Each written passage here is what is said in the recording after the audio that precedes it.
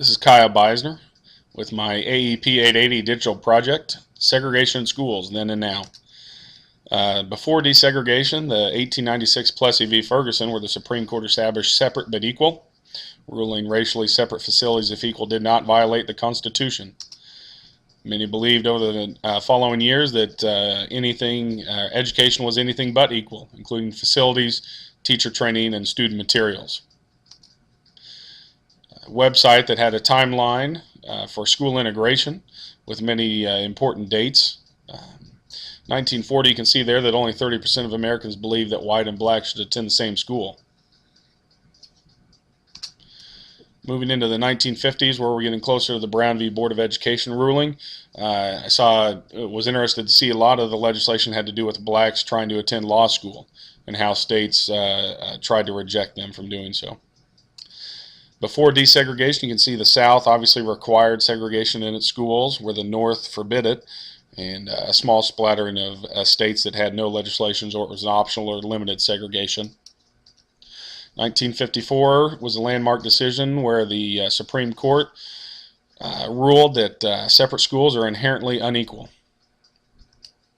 Not all African Americans believed that integration at the time was the best practice. Some believed that an all-black school would better serve their children's interests.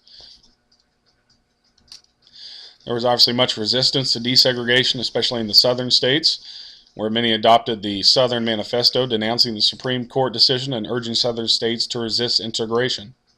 It kind of came to a head with the Little Rock Nine, one of the more famous moments of integration, where students tried to enter Central High School and were turned away amidst mobs, rioting, and fighting.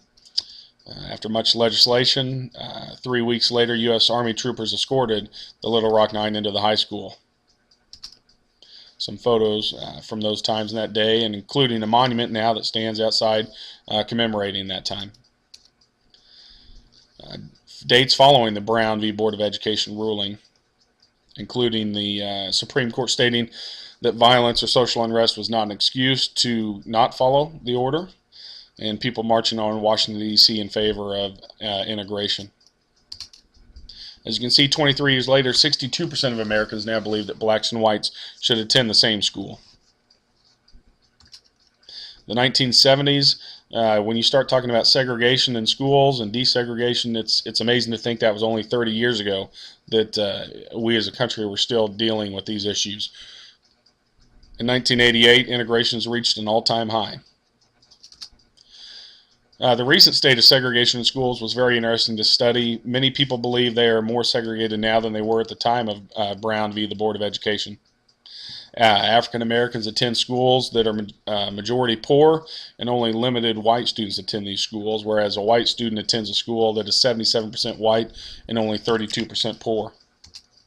The quality of cultural education is a concern of many. 85% of the nation's teachers are white, with many not receiving an education that prepares them to teach in a culturally diverse classroom. You can see there the two largest populations of minorities, the Latino and African American population. 2 of every students attend a very heavily segregated school, and reasons for that. An interesting study I found showed that the average black youth who attends a desegregated school earns more over their lifetime and is also much healthier. Interesting statistic. The effect on the white student, which isn't very often talked about, but white students are becoming very sheltered from the ever-changing cultural environment of the country.